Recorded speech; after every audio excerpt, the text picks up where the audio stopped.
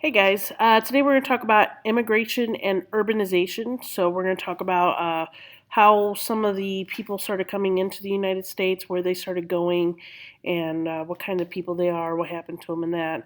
And then we'll get into as a result of that, the mass urbanization into flock of people into cities.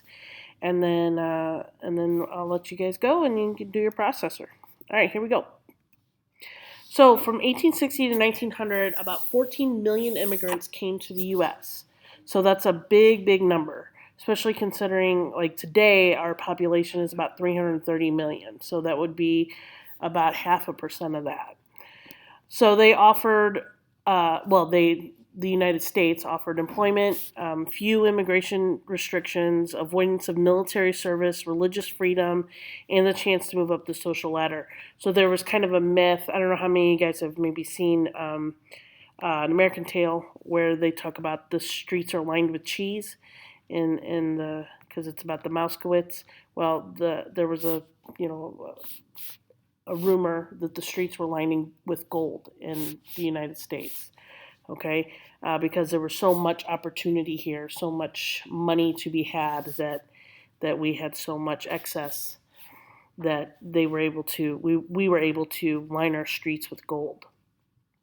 Um, so European immigrants arrived at Ellis Island. So Ellis Island, this right here is Liberty Island, where the Statue of Liberty is, and then she would welcome the new immigrants into the harbor here, and then they would go over to Ellis Island, which is this right here.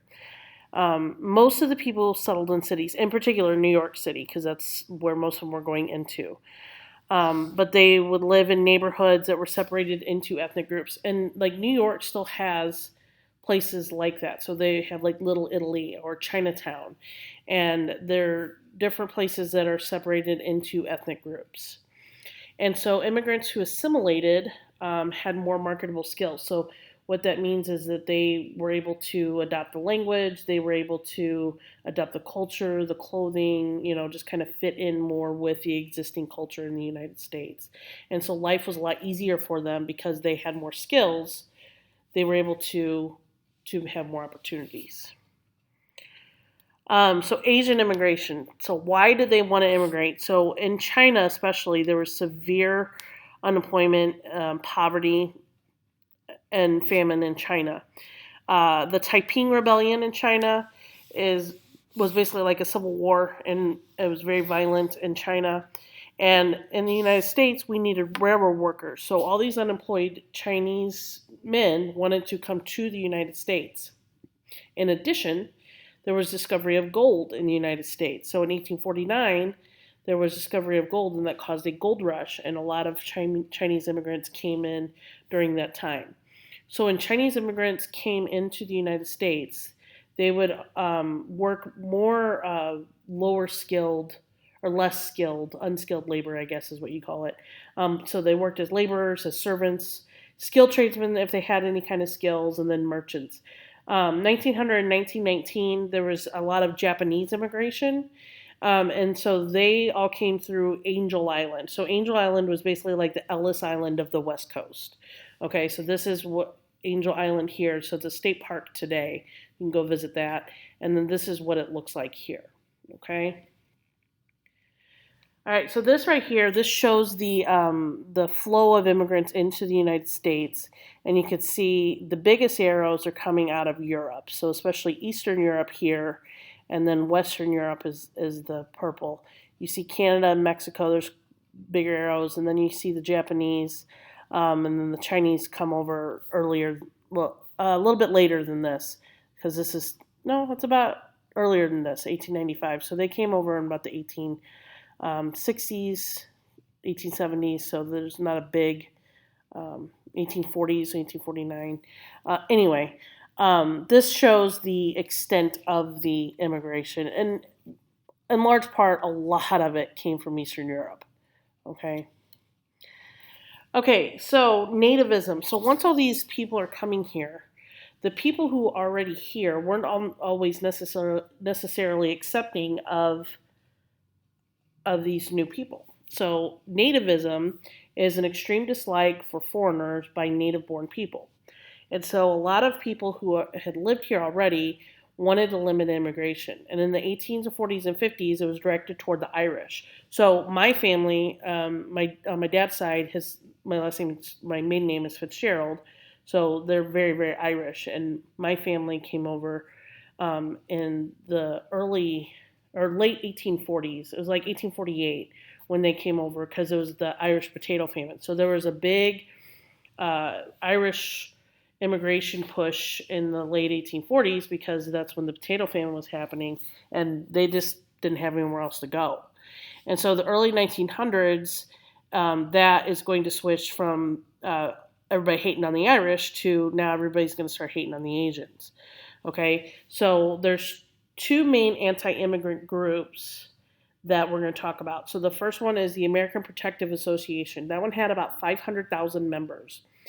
And their founder really disliked Catholics and foreigners. So they were very anti-Irish because Irish are very, very Catholic people. And they wanted to stop immigration totally. Okay, they didn't want to allow anybody new in. And then there was the Working Men's Party of California, and they specifically wanted to limit or stop Chinese immigration. Okay, so as a result of this, there's going to be a lot of racial violence that are going to erupt in California. Eventually, what's going to happen is it's going to lead to what's called the Chinese Exclusion Act. And so this is going to get passed by Congress, and it basically barred Chinese immigration for 10 years, and it prevented them from becoming citizens. Okay, so this act said no Chinese people are allowed to immigrate into the United States. And then it became permanent in 1902. It wasn't until 1943, so during World War II, that this is actually going to be repealed. Okay. So this right here shows kind of the flow of people by decade and by country. So you can see the major Irish in the 1820s to 1840s and the early 1850s right here. That's the potato famine right there. And then you have Germany, very high immigration. You see Italy between the 1880s and 1920s, pretty high. And then eventually you see like the Chinese. You can see there was some Chinese here and then nothing for a lot of years until you're getting more into like the 70s and the 80s. All right, so Americans migrate to the cities. This is urbanization. So this is when people move from rural areas into urban areas. Okay, so the urban population, and this also has to do with a lot of the immigrants lived in the cities as well. But the urban population is going to grow from 10 million in 1870 to over 30 million by 1900. And like I said, the immigrants stayed in the cities, and most immigrants, they were willing to work very long hours for very little pay just because their standard of life was much better doing that than it was back in their home country. Okay, and then so they constantly felt like their standard of living was improving because they were trying to accumulate more money and make things better for themselves. Farmers are going to start to move to cities, and that's because that there are better paying jobs in the cities. There was electricity in the cities. Rural areas didn't have electricity. Running water, plumbing, entertainment. There's much more to do in the cities. So the new urban environment. So housing and transportation needs changed. The price of land is going to increase. So instead of building out, because it's more expensive to build out, people started to build up. And so this is when we start to see the rise of skyscrapers. So Louis Sullivan was an architect, and he contributed to the design of skyscrapers. So in the very early skyscrapers, these are mostly in New York City is what we're talking about. The late 1800s, mass transit's going to develop. So we're going to start to see more public transportation, so like horse cars, and then trolley cars, elevated railroads, which will eventually become a subway system. And then in the cities, people were separated by class. So there were definite boundaries between wealthy neighborhoods, middle class neighborhoods, and working class neighborhoods. And so the wealthy lived in the heart of the city. Okay, so like in New York, that would be like in Manhattan, in particular around like Central Park. There is a lot of really nice places there if you ever go to New York City. And then the middle class lived away from the city. So these are your doctors, your lawyers, your engineers, teachers, lived away from the city, and then the working class lived in the city in like tenement housing. And so this is like tenement housing is like very small, cramped apartments. They would often put like many different families in one apartment, and it was just a very small, cramped way of living. So urban problems. So growth of cities is going to lead to an increase in crime, increase of fire, disease, and pollution. Native-born Americans blame the immigrants for all of this, and so that is going to lead to anti-immigrant uh, violence. Alcohol is going to contribute to crime in the late 1800s, so there's going to be a lot of alcohol available. People are going to drink it, people are going to start fighting, and there's going to be more crime. And then contaminated water from improper sewage disposal is going to lead to epidemics of typhoid fever and cholera. And diseases would run rampant through these cities. So like right now, like we're going through, this COVID and everybody's locked down. Well, imagine being locked down in like one of these. This is like the tenement housing I was talking about, where you live and there's probably 2 or 3 families that live in this apartment right here. Okay? This is many different people's worth of laundries. This is very, very crowded. So if somebody gets sick, it spreads really easily. And so that was a big issue in the cities at the time. As far as politics goes, so they needed a new political system to deal with the problem. So political machines started to rise. And so a political machine is an informal political group designed to gain and keep power. So what it means is it's basically like a group of people who decide on policy and decide on who they want to run in certain elections and things like that. And then they decide how to keep power. And they're going to provide essentials to the city dwellers in exchange for votes.